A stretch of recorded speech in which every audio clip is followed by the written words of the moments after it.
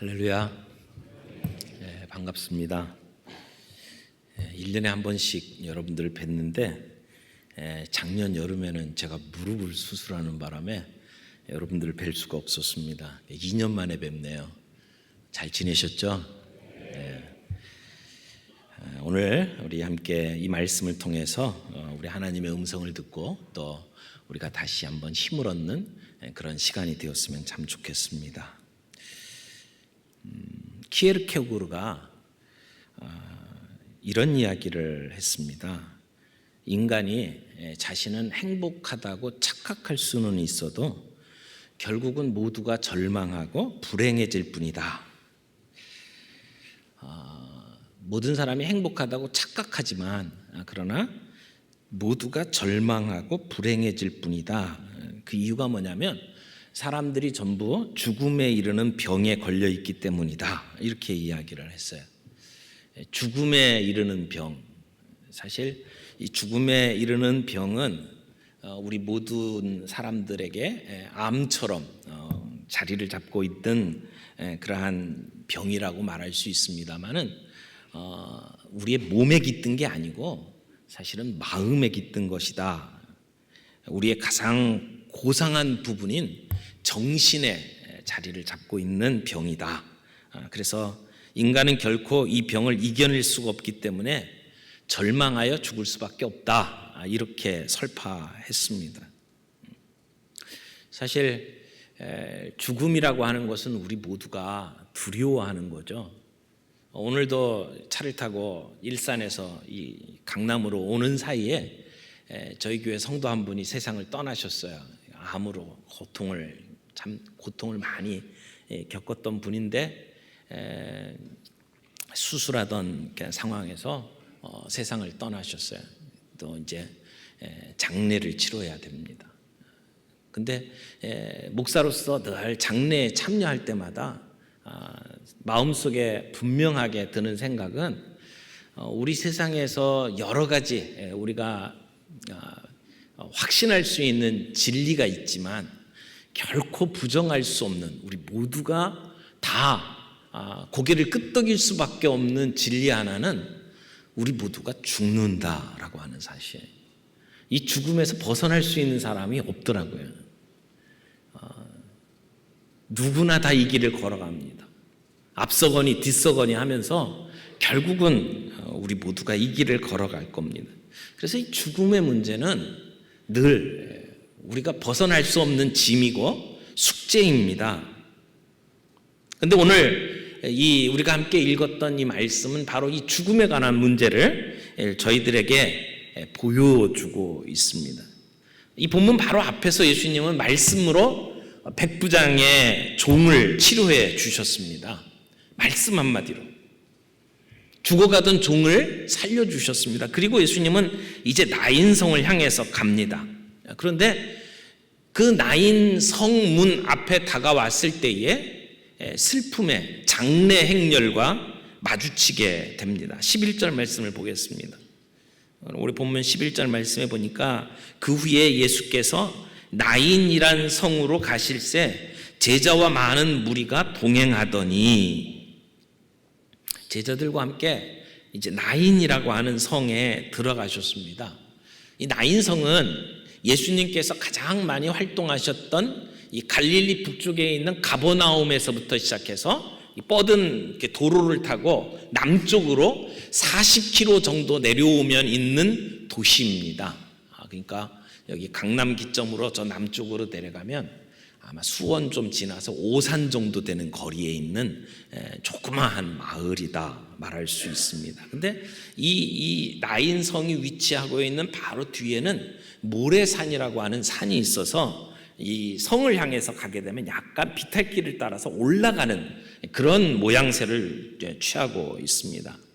예수님께서 이 나인성을 향하여 가실 때에는 허다한 무리들이 예수님과 함께 뒤를 쫓고 있었습니다. 그러니까 이 당시만 해도 예수님은 군중들에게 인기가 있었습니다. 그래서 사람들이 예수님을 이렇게 뒤쫓아오고 있었죠. 조금 지나면 예수님은 박해를 받게 됩니다. 그러나 이때만 해도 예수님은 인기가 있었기 때문에 허다한 무리가 예수님과 동행했다고 이야기를 합니다. 그런데 성문에 도달했을 때에 이 가장 슬픈 행렬, 장례 행렬과 마주치게 됩니다. 12절 말씀해 보면 이렇게 기록합니다. 성문에 가까이 이르실 때에 사람들이 한 죽은 자를 메고 나오니 이는 한 어머니의 독자요 그의 어머니는 과부라. 그 성에 많은 사람도 그와 함께 나오거늘. 자, 예수님을 따르는 많은 무리가 성을 향해서 들어가고 있고 성 안에서는 성 밖으로 많은 무리가 나오고 있습니다. 지금 이 두 무리가 마주치고 있는 장면입니다. 그런데 여기에 나와 있는 그 상주가 한 어머니라고 기록을 하고 있죠. 죽은 사람은 어머니의 독자고 그의 어머니는 과부다. 이렇게 정리를 해놓고 있어요. 지금 이 누가가 기록하고 있는 단어 하나하나가 상당한 의미를 담고 있는 단어입니다. 누가는 지금 이 상황이 얼마나 참담한지, 얼마나 절망적인지를 전달하기 위해서 이 장례 행렬의 중요한 사항들을 세세하게 꼼꼼하게 지금 기록을 해놓고 있습니다. 그 어미의 독자요 그 어미는 과부다. 한 학자는 이런 얘기를 했습니다. 이 세상에 한평생 살아갈 동안에 경험하는 모든 슬픔이 이 표현 속에 집약되어 있다. 과부고 그 과부의 외아들이. 근데 그 외아들도 살아있는 외아들이 아니라 죽어있는 외아들. 이 두 마디에 우리 인류가 당하는 슬픔이 모두 담겨져 있다. 이렇게 이야기를 하는 겁니다. 왜 그럴까 하면 그 당시에 과부는 슬픔 그리고 외로움의 대명사예요. 누군가의 도움을 받지 않으면 살 수가 없는 사람. 그래서 자기 자신이 가지고 있는 재산의 권리를 주장하고 변호해 줄 수 있는 능력이 없는 사람. 특별히 이 로마 시대에 로마의 압제 속에 있었던 그 시대에는 남자들이 젊은 나이에 전쟁에 나가서 죽는 경우들도 많았고 그리고 질병으로 죽는 일들도 많았습니다. 그래서 그런 젊은 나이에 남편을 잃은 여인들은 아주 가볍게 취급을 당했습니다. 역사적으로 볼 때에 남자의 보호와 공급을 잃어버린 여인들은 오래 버티지를 못했습니다. 그래서 굶주림과 추위에 시달렸고 그리고 강간으로 생명을 많이 잃었습니다. 문명이 미개할수록 인간의 가치를 그 사람이 얼마나 공동체에 많이 기여할 수 있느냐에 따라서 평가를 합니다. 그러니까 임신할 수 있는 나이가 지났고 그래서 인구를 증가시킬 수 있는 능력도 없고 그렇다고 나가서 일할 수 있는 능력도 없고 이런 여자들에게는 자녀가 그래도 버틸 수 있는 힘이 되었습니다. 그래서 성경에서는 사람들에게 선을 행할 때에 특별히 과부와 고아들에게 선을 행하라고 가르쳐 주십니다. 근데 오늘 본문에 나오는 이 나인성의 과부에게 한 아들이 있었습니다. 성경에 청년아라고 부르는 것을 봐서 이 아들이 꽤 성장했던 사람인 것을 알 수가 있습니다. 그런데 과부가 일찍이 남편을 보낼 때에 그래도 버틸 수 있었던 것은 이 자식을 부둥켜 안고 슬픔을 달랠 수 있었기 때문이었을 겁니다. 그런데 혼자 된 이 어머니가 아들을 의지하면서 생애를 보내고 있던 그때 이 아들마저 잃게 되어버린 겁니다.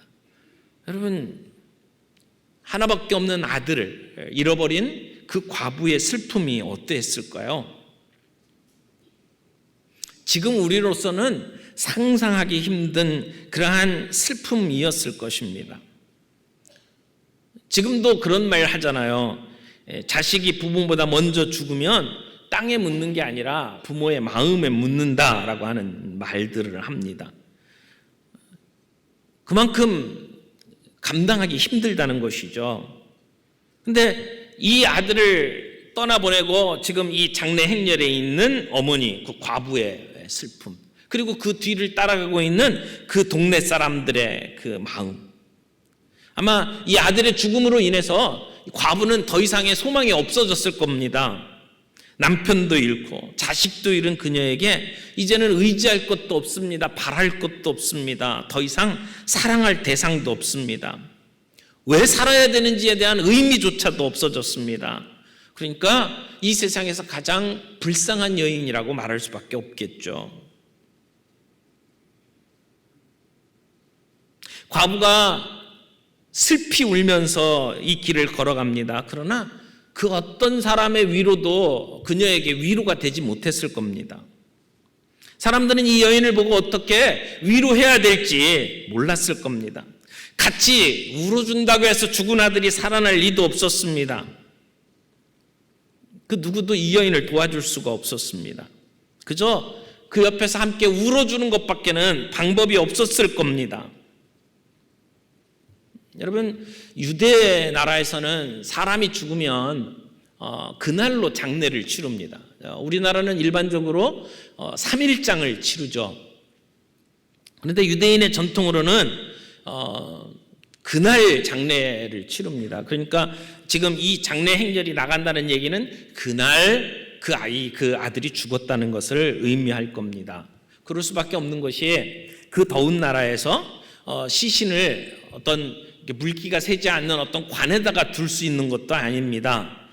시신이 부패하면서 냄새 나는 것을 방지하기 위해서 송진에 담궜던 이 세마포를 가지고 사람의 몸을 이렇게 둘둘둘둘 마는 것이 그들의 장례법이었습니다. 그리고는 들 것 같은 상여에다가 그 시신을 올려놓고 그리고는 그 이제 장례를 치르죠. 그래서 그 공동묘지 같은 곳에 그 나라는 석회암 벽을 파가지고 동굴을 만들고 그리고 동굴 안에 이렇게 선반처럼 이렇게 시신을 안치할 수 있는 곳을 두고 거기에다가 안치를 했습니다. 그러니까 시신을 오래 둘 수가 없었습니다. 그래서 당일 이 장례가 다 끝나죠. 그래서 대개 장례식이 이루어지게 되면 시신 앞에 먼저 유족들이 섭니다. 그래서 아마 그 어머니가 비틀거리면서 정말 그 슬픔 속에 앞에 걸어 나오고 그 뒤에 시체를 맨 사람들이 상역분들이 함께 따라 나오고 그리고 그 뒤에는 되게 곡하는 사람들이 이렇게 따라 붙습니다. 유대인들은 장례식 때 곡을 하는 사람을 사지요. 그래서 대신 곡을 하도록 만들고 때에 따라서는 그 뒤에 그 악기를 맨 사람들이 따라오게 됩니다. 그리고 나서 이제 조문에 참여하는 다른 사람들이 이렇게 따라오는 모습으로 이 장례 행렬이 이루어지게 되어 있습니다. 그러니까 이제 예수님은 지금 제자들과 다른 사람들과 함께 나인성을 향해서 비탈길을 올라가고 있는 것이고 지금 나인성에서는 그 성문이 열리고 그 안에서 지금 과부와 상여를 맨 사람들과 곡하는 사람들과 뒤에 조문객들이 함께 행렬을 이루고 오고 있는 그러한 장면을 보는 겁니다. 그런데 13절 보겠습니다. 주께서 과부를 보시고 불쌍히 여기사 뭐라고 했어요? 울지 말라. 오늘 이 주님이 주시는 말씀 우리가 마음속에 새겨둘 수 있기를 바랍니다. 울지 말라. 울지 말라. 그 많은 무리들 중에 예수님은 다른 사람을 보신 것이 아니라 정말 극도의 슬픔에 잠겨 있는 그 어머니 과부를 보고 예수님은 어떻게 하셨습니까? 불쌍히 여기셨습니다. 예수님은 이 땅에 슬픔을 당한 자, 정말 과부와 같이 의지할 곳이 전혀 없는 고통당하는 사람, 그 사람에게 더 깊은 관심을 가지고 보시는 분입니다. 어떤 경우에는 이런 고통, 슬픔이 우리 예수님의 관심을 끌고 그래서 예수님과 만나게 되는 통로 역할을 하기도 합니다.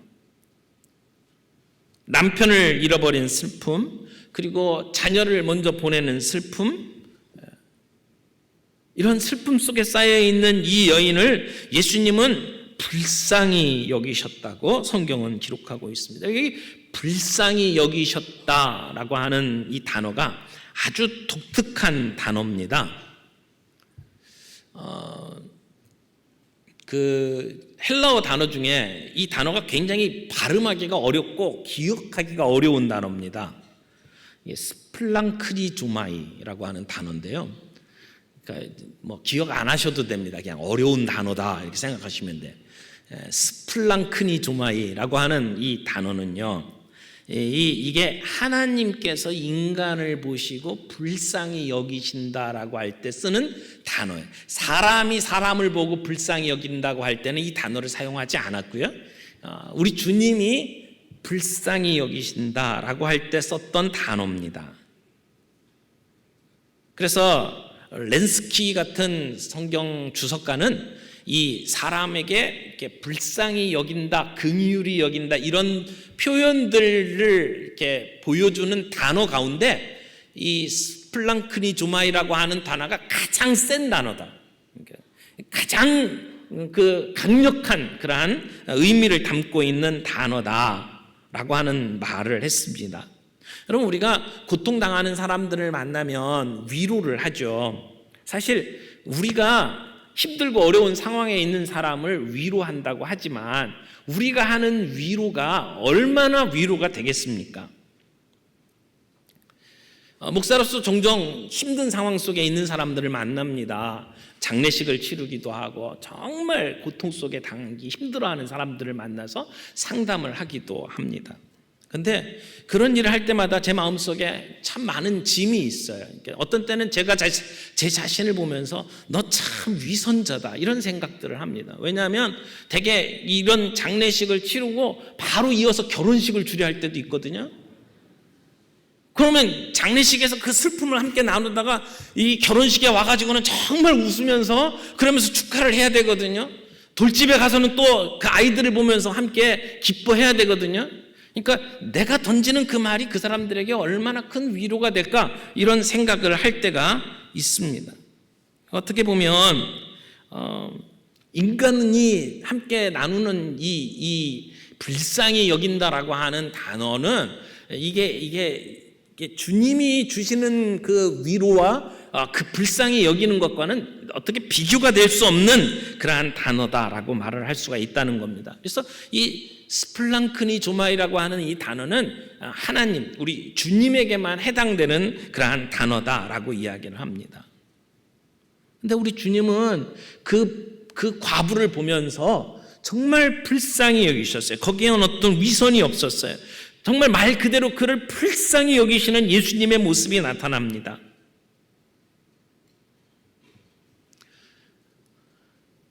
사랑이 충만하신 우리 주님은 우리들이 인생길을 걸어가면서 정말 무거운 짐을 안고 고통하는 모습을 볼 때에 견디지 못하는, 정말 그 마음속에 애끓는 사랑을 가지고 우리를 불쌍히 여기시는 분이십니다. 그래서 오늘 본문을 다른 성경에서는 어떻게 표현을 하고 있는가 이렇게 살펴보니까 NIV 성경에서는 이렇게 번역을 해놨더라고요. His heart, 예수님의 heart, 마음이 went out to her, 그녀에게 went out 했다, 쏟아져 나갔다 이런 표현을 썼어요. 그러니까 예수님의 마음이 그 과부, 그 어머니에게 물밀듯이 쏟아져 나갔다라고 번역을 하고 있더라고요. 그러니까 이 불쌍히 여겼다라고 하는 것은 쏟아져 나갔다라고 말을 할 수 있어요. 바닷물이 만조를 이루면 온 세상이 바닷물로 덮이는 것처럼 예수님은 우리를 향한 사랑으로 지금 그 과부에게 다가가시는 겁니다. 불쌍히 여기셨다는 거예요. 그래서 이 과부가 얼마나 슬퍼할까, 얼마나 마음이 찢어질까, 얼마나 두려울까. 예수님은 설명을 하지 않아도 그 상황을 이해하고 계시고 그 아픔에 동참하고 계시는 분이라는 것입니다. 그래서 주님은 그 과부에게 다가오셔서 울지 말라고 말씀을 하셨어요. 여러분, 슬픔을 당한 사람에게 가서 울지 말라고 말하는 것은 적절한 표현이 아닙니다. 종종 상갓집에 가가지고 우리가 위로를 합니다마는 우리가 가서 위로를 하면서 울지마 울지마 그렇게 말할 수가 없어요. 그렇잖아요. 우리가 하는 그 위로의 말, 사실 어떤 말을 해야 될지 우리가 찾지를 못할 때가 많이 있습니다. 근데 지금 정말 남편 잃고 그리고 아들 잃어버리고 슬픔 속에 쌓여있는 과부에게 가서 울지 말아라. 뭘 어떻게 하려고 울지 말라고 말할 수 있을까요? 그런데 예수님께서 그 여인에게 가셔서 울지 말라고 하실 때는 우리가 가서 위로하는 말과는 차원이 다른 말이라고 생각을 합니다. 그저 가가지고 울지 말아라. 내가 울면 나도 슬퍼진다. 이런 위로의 말이 아니잖아요. 울어도 소용이 없으니까 그만 그쳐라. 이런 얘기도 아니잖아요.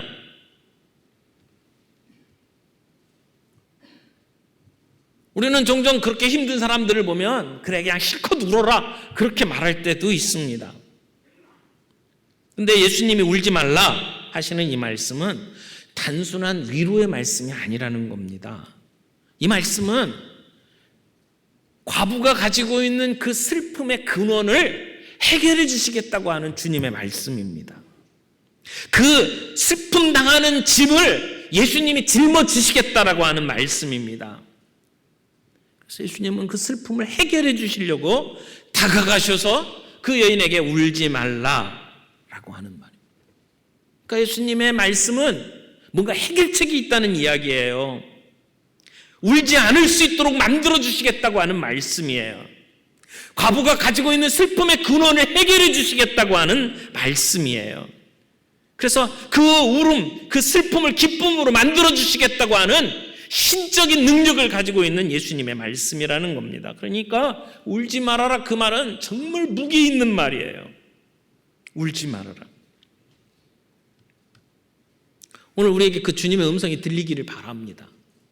그저 힘들고 어려워서 상처받고 그래서 눈물밖에 없는 우리에게 우리 주님이 찾아오셔서 울지 말라라고 말씀을 하십니다. 그것은 주님이 우리의 문제를 해결해 주실 수 있다라고 하는 말씀이에요.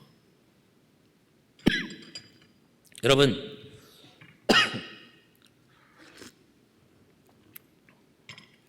정말 우리가 힘들고 어려운 일이 있을 때, 우리가 고통 속에 있을 때 주님께서 우리 곁에 오셔서 울지 말라고 위로해 주시는 분으로 여러분은 믿고 계십니까? 그저 답답해서 하소연할 곳이 없어서 그저 주님을 의지하는 그런 정도의 대상으로만 생각하고 있지는 않습니까?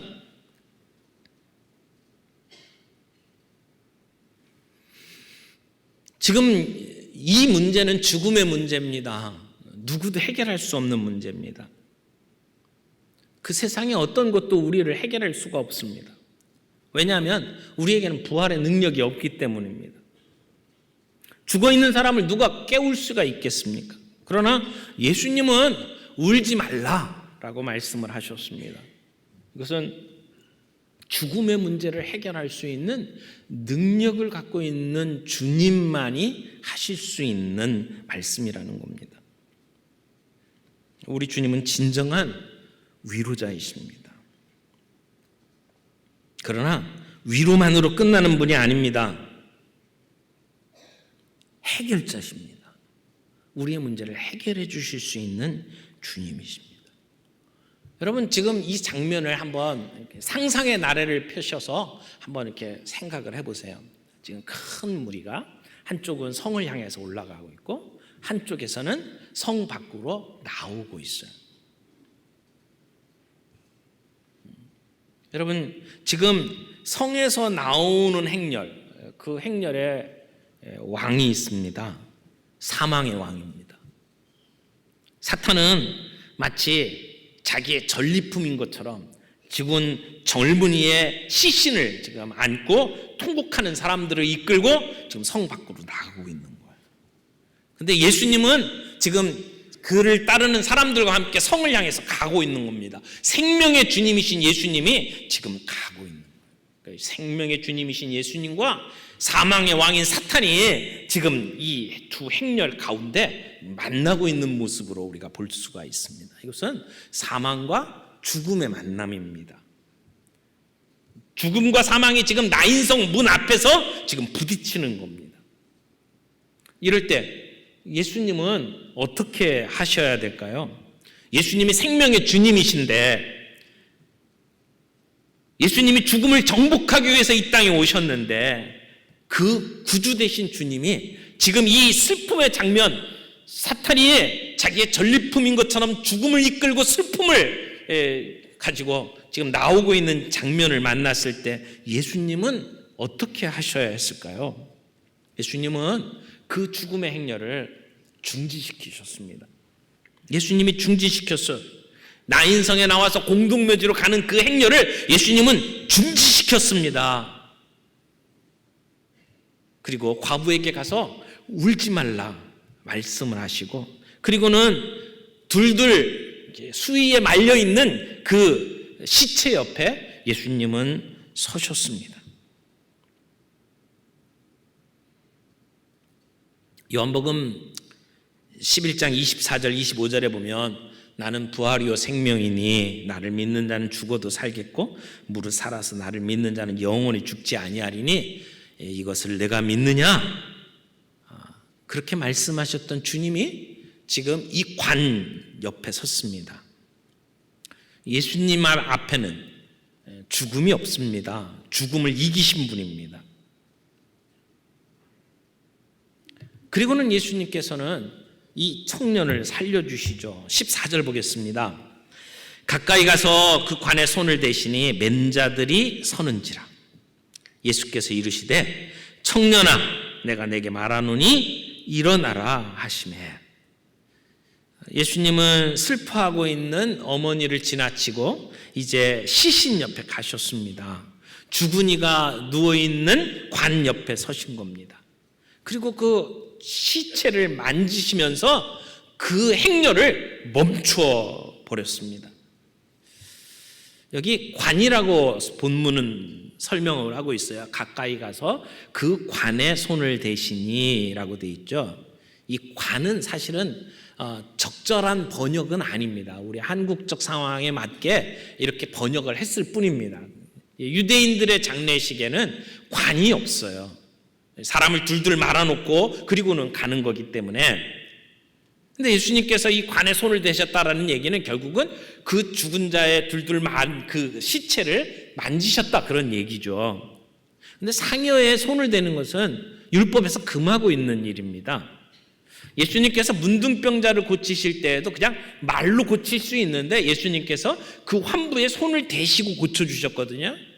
그 진물나고 그 균덩이인 그 문둥병자의 몸에 손을 직접 대시면서 그를 고쳐주신 예수님께서 이제는 차갑게 식어버린 시체에 손을 대시고 그리고 그 행렬을 멈추게 만드신 겁니다. 차갑게 식어버린 그 젊은이의 시신이 그 위에 있습니다. 그러니까 청년은 지금 죽은 겁니다. 죽어가는 게 아닙니다. 죽은 겁니다. 그런데 그 죽은 청년에게 예수님이 말씀하십니다. 청년아 내가 내게 말하노니 일어나라. 일어나라. 이 말씀은 예수님만이 하실 수 있는 말씀이잖아요. 죽은 자를 향해서 일어나라 라고 할 수 있는 사람이 없습니다. 오직 예수님만이 하실 수 있는 말씀입니다. 죽은 권세를 파하시고 부활하신 권능의 하나님, 바로 예수님은 그런 하나님이셨습니다. 예수님이 그 시신을 향해서 일어나라고 말씀을 하시는 겁니다. 청년아 일어나라. 예수님은 그 어머니에게 울지 말라고 말씀하실 뿐만 아니라 이제는 죽은 청년에게 일어나라고 말씀을 하셨습니다. 예수님은 그저 우리를 불쌍히 여기시고 위로만 하시는 분이 아닙니다. 여러분, 어떻게 보면 나인성 과부는요, 예수님에게 아들을 살려달라고 부탁한 적이 없어요. 무슨 자기 아들이 죽었는데 다시 살아날 것이라고 하는 믿음을 가진 것도 아니에요. 백부장처럼 자기 종 살려달라고 부탁한 그러한 사람도 아니에요. 어쩌면 이 여인은 예수님이 누군지도 모르는 여인일 수 있습니다. 그런데 예수님이 찾아오셔서 그 고통, 그 슬픔 해결해 주시겠다고 말씀을 하는 거예요. 울지 말라고 하실 뿐만 아니라 죽은 아들을 살려내시는 예수님의 모습을 오늘 우리는 보는 겁니다. 그래서 과부의 슬픔을 기쁨으로 바꿔주셨습니다. 위로해 주실 뿐만 아니라 해결해 주시는 주님이십니다. 주님은 오늘 우리의 문제를 너무나도 잘 알고 계시는 분입니다. 내가 삶을 살아가는 가운데 가지고 있는 문제, 아픔, 슬픔을 너무나도 잘 알고 계시는 분. 그래서 우리를 불쌍히 여기시는 분이세요. 뿐만 아니라 그 문제를 해결하시는 주님이십니다. 그래서 주님이 일어나라 말씀을 할 때 그때 그 청년이 다시 살아났습니다. 15절 말씀을 보세요. 죽었던 자가 일어나 앉고 말도 하거늘 예수께서 그를 어머니에게 주시니. 죽었던 사람이 일어나 앉고 말도 합니다. 지금 죽어서 장사 지내려고 가던 시체가 이제 살아서 움직이는 겁니다. 그리고 그 아들을 슬픔에 쌓여있던 그 어머니 과부에게 예수님은 주셨습니다. 살아난 그 아들을 바라보는 그 과부의 모습이 어떠했을까요? 여러분 상상이 가십니까? 죽었던 아들, 지금 죽어서 장례를 치르고 이제 그 공동묘지에 안치시킬 그 아들이 지금 살아났습니다. 아마 한동안은 말도 못했을 거예요. 어쩌면 살아난 그 아들과 예수님을 번갈아 보면서 너무나 기쁨에 겨워 말을 못했을지도 모릅니다. 예수님은 청년을 살리신 후에 그 청년을 어미에게 되돌려 주었습니다. 그리고 그 옆에 있던 모든 사람들이 이 모습을 보면서 하나님께 영광을 돌렸습니다. 큰 슬픔이 큰 기쁨으로 바뀌는 순간입니다. 포기했던 삶이 소망의 삶으로 바뀌는 순간입니다. 살아계신 하나님, 그 능력의 하나님을 지금 이 사람들은 만나보는 자리였습니다. 우리 주님이 계시는 곳에는 이런 생명의 역사가 나타납니다. 절망이 변하고 슬픔이 변해서 희망이 되고 기쁨이 됩니다. 그런데요, 이런 사실을 우리가 믿는다고 말을 하지만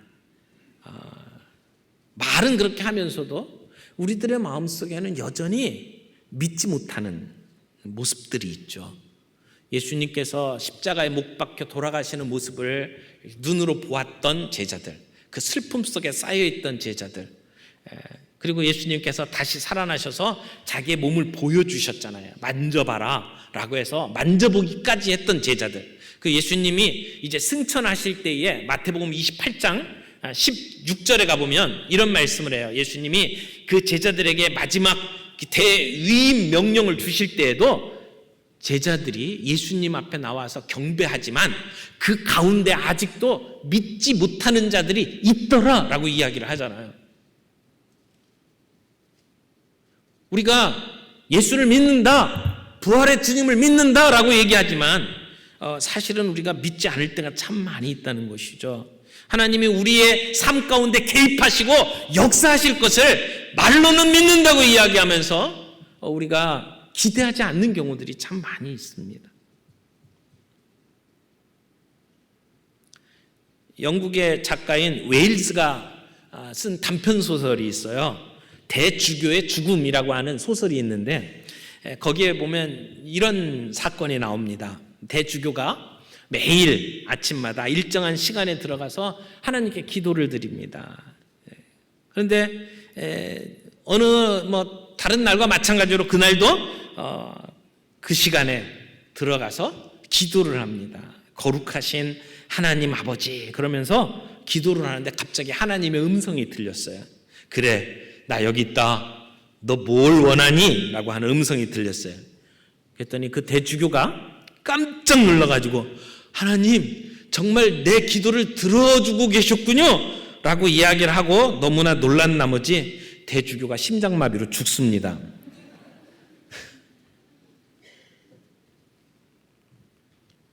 여러분, 예수님이 죽은 청년을 살렸다. 이 얘기가 지금 성경에 쓰여 있고 우리가 이 말씀을 읽어요. 그래서 그 옆에 있는 모든 사람들이 큰 선지자가 우리 가운데 일어났다.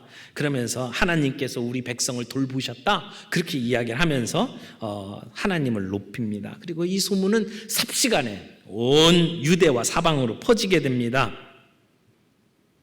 이 사건을 본 사람, 이 사건을 듣는 사람 모두가 하나님께 영광을 돌렸습니다. 우리는 그 말씀을 믿습니다. 그럼에도 불구하고 우리들의 삶의 현장 속에서 주님이 이런 역사를 일으키실 것이다 라고 하는 기대감이 없이 살 때가 얼마나 많이 있습니까? 믿는다고 말을 하면서도 우리의 삶의 현장 속에서는 그것이 그냥 개념으로만 남아있을 때가 참 많이 있다는 겁니다. 오늘 이 말씀을 통해서 우리가 분명히 함께 정리할 수 있기를 바랍니다. 예수님이 어떠하신 분인가?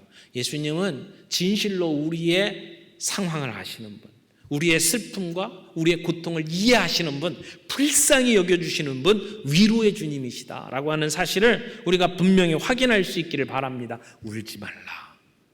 그러나 뿐만 아니라 거기에서 멈추시는 분이 아니라 우리의 문제를 해결해 주시는 주님, 우리의 영원한 생명의 주인이 되신 주님, 그 주님을 온전히 만나고 그 주님께 우리의 생애를 드리며 오늘 우리의 삶의 이 길을 정말 뚜벅뚜벅 걸어갈 수 있는 그런 믿음이 우리 모두에게 있기를 바랍니다.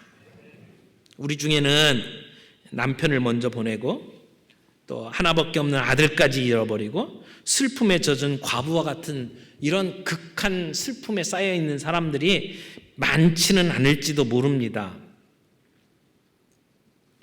설상 우리에게 그런 슬픔이 있다 할지라도 우리 주님께서 찾아오셔서 죽은 그 누군가를 살려내는 일을 지금 주님이 하시지는 않습니다. 그렇다면 오늘 이 본문은 우리에게 어떤 메시지로 다가올 수 있을까요? 이 부분과 우리는 어떤 관계가 있을까요? 예수님께서 죽은 자를 살리시는 이유가 있었습니다. 죽은 자들이 걸어 나오는 그 마당에 주님이 그들을 만나셨기 때문에 생명의 주가 되신 주님, 그 주님이 세상에 드러났습니다. 그래서 예수님이 죽음을 이기신 생명의 주님이라고 하는 사실, 하나님 되심을 선포하는 것에 이 사건의 목적이 있었죠. 그래서 나는 죽음을 이겼다, 나는 생명의 주가 된다 라고 하는 것을 선언하시는 겁니다. 그래서 일어나라 라고 말씀을 하실 때에 죽었던 자가 살아난 거죠. 오늘 우리 가운데 가지고 있는 우리의 슬픔 속에서 우리가 그 주님을 만날 수 있기를 바랍니다. 죽음의 문제뿐만이 아니라 우리가 가지고 있는 이 삶의 모든 문제들, 저는 이 본문을 보면서 청년아 일어나라라고 말씀하셨던 그 주님의 음성이 저는 교회여 일어나라 라고 하는 말씀으로 들렸습니다. 여러분, 청년은 그 자체로 아름다운 존재잖아요. 뭐 아무거나 걸쳐도 멋있잖아요. 화장을 하지 않아도 이쁘잖아요.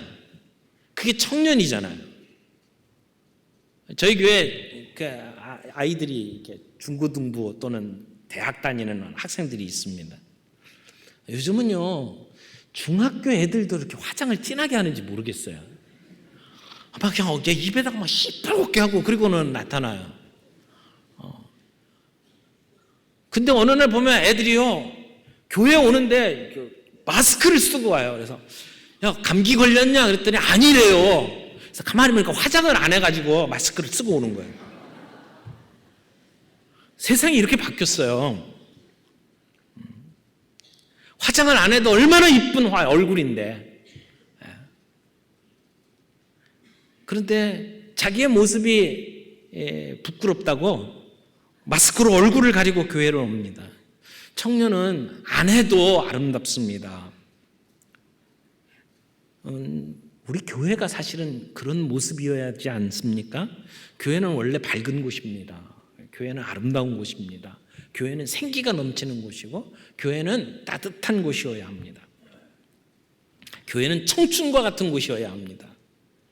그런데 오늘 우리 교회는 그렇지를 않습니다. 교회가 부끄럽고 그래서 마스크를 써야만 되는 그러한 존재가 돼버렸죠. 영어 표현 중에 어글리라고 하는 표현이 있는데 요즘 우리의 교회 모습을 보면서 정말 그렇게 느껴질 때가 참 많이 있습니다. 문제가 드러나면 그 문제를 인정하고 회개하면 되는데 왜 그렇게 감싸고 그리고는 덮으려고만 하는지 몰라요.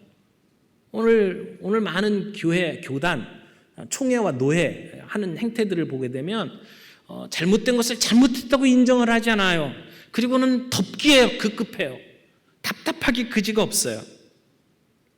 오늘 우리 교회들의 모습을 보면 죽었다라고 하는 생각이 들 정도입니다. 종교개혁이 필요하다라고 이야기를 하는 정도예요. 그래서 우리들의 마음속에 참 많은 아픔이 있어요. 답답해요. 근데 오늘 주님이 청년아 일어나라라고 말씀하시는 이 말씀이 오늘 우리 교회를 향한 주님의 음성으로 들립니다. 교회여 일어나라. 교회여 일어나라. 여러분 영적으로 죽어있는 사람들에게 필요한 것은 옆에 있는 사람들의 위로가 아니에요. 사람들이 우리 주변에서 네가 하는 게 옳다 그르다 평가하는 것에 우리의 마음이 흔들릴 필요가 없어요. 정말 중요한 것은 권세 있는 주님의 말씀이에요. 세상이 뭐라고 이야기하든지 간에 우리에게 들려주시는 주님의 음성을 들을 수 있는 영적인 귀가 저와 여러분들에게 있기를 바랍니다.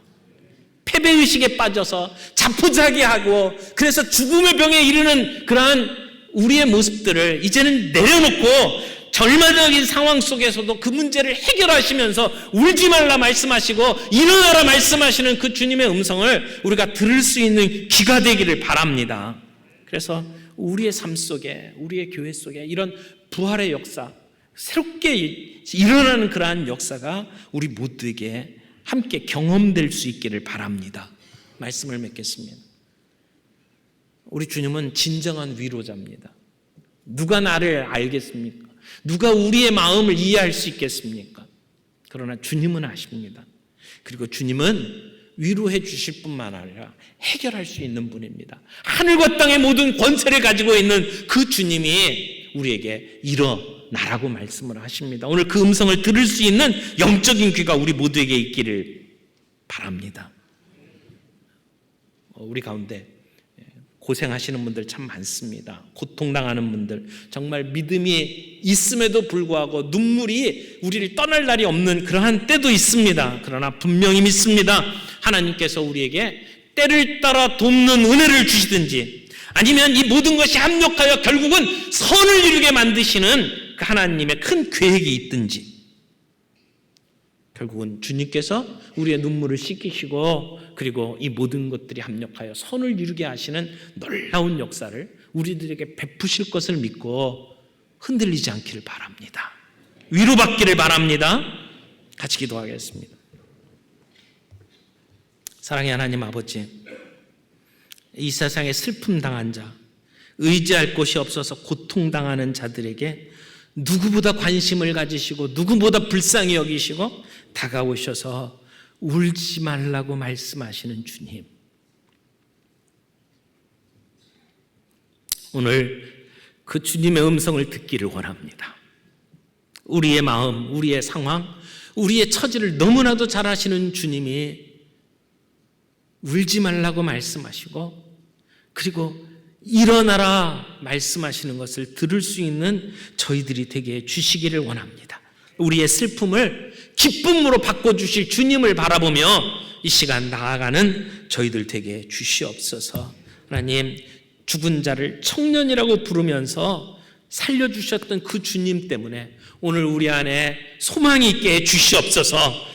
우리의 패배감, 절망감 이제 내려놓게 해주시옵시고 주님 안에 소망 가지고 우리가 걸어가야 될 이 길을 뚜벅뚜벅 걸어가는, 다른 사람의 말에 휘둘리지 아니하고 주님의 음성에 우리가 귀를 기울이며 그 말씀으로 위로받고 그 말씀으로 다시 회복되는 저희들 되게 주시옵소서. 예수님의 이름으로 기도합니다. 아멘.